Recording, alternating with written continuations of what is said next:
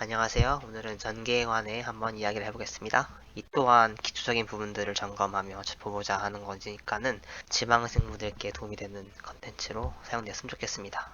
그럼 전개에서 이제 가장 먼저 이야기하면 사건이고 흐름이죠. 그리고 이런 부분에 있어서 주인공이 항상 중심에 있어야 한다는 사실을 잊어서는 안 됩니다. 독자들이 가장 궁금해하는 거는 주인공에 관한 성장과 변화니까요. 주변 인물들 혹은 이제 연출적인 요소로 이따금 주인공이 빠진 상황에 나오는 경우가 간혹 있을 수 있어요. 이건 저도 굉장히 즐겨 쓰는 연출이라서 이럴 때 자칫 이제 세계 자체의 작가가 빠져들어서 그 상황에 대한 현실성 혹은 이제 개연성을 챙기기 위해 이것저것 막 장치를 설치한 경우가 좀 있어요. 그러다 보면 이제 가장 중요한 거 주인공에게 어떻게 시선을 돌릴 것이냐를 망각하고 있는 거죠. 망각하게 되는 거죠. 이제 그런 장면에서도 독자가 보고 싶어하는 거는 그래도 해당 장면에서 주인공이 어떤 부상이 혹은 어떤 득이 생기느냐라는 거를 잊지 마셨으면 좋겠습니다. 이제 눈치가 빠르신 분들이면은 지금 떠든 이야기가 어제 이제 조연에 대해서 얘기했던 사항이랑 공유되는 요소라는 걸 아실 수 있겠는데요. 결국 웹소설이라는 것이 주인공 위주 소설임을 이제 다시 한번 강조하는 거죠. 그러면 이제 어제에 이어서 이 부분에 대한 예시를 또 들자면은 오늘도 이제 쉬운 이해를 위해서 지금껏 사용했던 기업물을 사용해 보겠습니다. 이제 이어가자면은 면접이 끝난 상황이고 이제 이에 관해서 팀장 혹은 뭐 부장 혹은 뭐 인사팀이 이야기를 나누는 과정을 보여주는 거죠.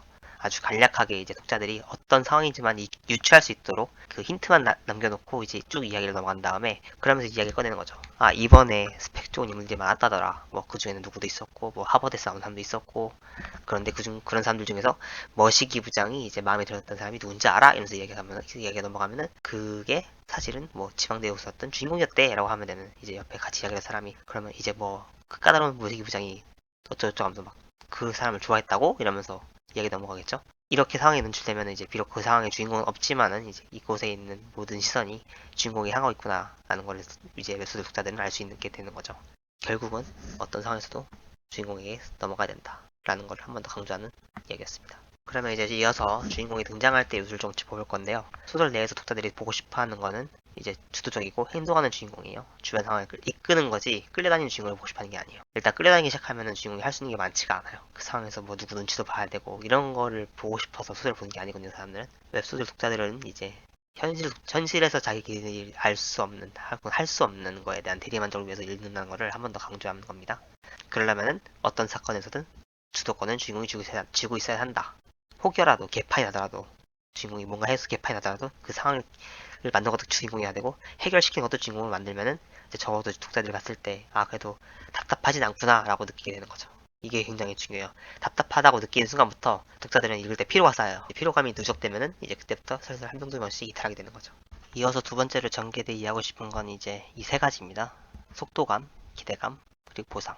독자가 지루할 틈을 주지 않기 위해 계속해서 몰아쳐야 되는데 그 몰아치는 요소들이 핵심이 되는 이 세 가지인 거죠. 속도감으로 사건의 로테이션을 계속해서 돌리고 그런 상황 속에서 주인공이 무엇을 할지를 대한 기대감을 쌓고 후에 해결을 통한 이제 보상을 얻게 되는 까지가 이제 전개의 플롯이 되는 부분들인데 이게 지루해지는 순간부터 누구보다 가장 먼저 그 지루함을 느끼는 건 바로 독자입니다. 절대로 소설 읽을 때 지루하게 만들지 마세요. 차라리 이래도 되나 싶을 정도로 빠르게 전개하는 게 오히려 도움이 돼요. 이러면 이제 사건 소모가 빨라서 힘들다고 이야기하시는 분들이 좀 계시긴 하는데 힘든 게 당연한 겁니다. 그만큼 독자들이 어떻게 재밌게 읽을까를 고민하는 거니까요. 힘들다고 피하지 마시고 좀 더 당당하게 마주하시고 이걸 자기 걸로 만드는 게 엄청 큰 힘이 될 거예요. 저는 그렇게 생각하고 있습니다. 이제 세 번째로는 이야기 확장성에 대해서 고민해 봐야 돼요. 이건 이제 장르 확장이라도 볼 수 있는 건데요. 기업물이라고 해서 꼭 회사 내부에만 있어야 되는 게 아니고 뭐 출장 갈 수도 있고 있는 거고 혹은 뭐 다른 업체와 협업할 수 있는 이런 사건들을 통해서 주인공이 자신 능력으로 더 좋은 결과를 만든다면 이제 그런 부분을 통해서 이제 속칭 뽕맛이 좀 나오는 거거든요. 그 외에 다른 예시로 스포츠물을 좀 들자면은 주인공이 슬슬 이름 알리기 시작한 단계에서 이제 선수를 통해서 이제 다른 이벤트를 만들 수 있는 거죠. 간단하게는 뭐 선한 일을 한다거나 뭐 예능에 출연한다거나 혹시 뭐 해당 스포츠가 비주류라면은 예능 프로그램에서 어떤 활약을 통해서 이 주인공이 활약하는 모습을 보여주고 비주류 선수도 이렇게 좋은 모습을 보여줄 수 있다. 뭐 이런 기대감, 심리 이런 걸 좀 확보하는 거죠. 이러면 스포츠물이지만 스포츠 외 분야에서 활약하는 모습을 보이면서 주인공의 대단함이 꾸준히 노출된다면은 독자분들이 느끼시는 새로운 재미가 담기는 전개 요소가 괜찮게 보일 겁니다. 근데 이건 어디까지나 부의 요소인 거고요. 주 요소를 잊으면 안 돼요. 주가 본업이니까요. 혹시라도 이제 부에만 빠져들면은 주를 원하는 독자들이 뿔이 나요. 주와 부를 조절하는 완급 조절도 이게 실패하는 순간부터 내절이 되는 거니까 혹시 이게 주와 부의 구분이 좀 힘들다 싶으면 그냥 부는 무시하셔도 괜찮습니다. 중요한 건 주니까요. 그러면 요약으로 넘어가서 말을 줄이겠습니다. 오늘은 어째 좀 이것저것 좀 말이 튀는 느낌이 좀 많아서 그래서 이제 짜놓은 핵심 세 가지는 이겁니다. 어떤 장면에서도 주인공이 중심이 되게 구성하고 이야기 속에서 독자들이 지루해하지 않도록 구성하길 연구하고 혹여기 어렵다면 속도감을 좀 집중해서 살리고 그러면서 이야기의 흥미를 새롭게 만들 수 있는 확장성에 대해서도 고민해보자. 그럼 오늘도 시청해주셔서 감사합니다. 혹 떠오르는 질문이 있다면 댓글 남겨주세요.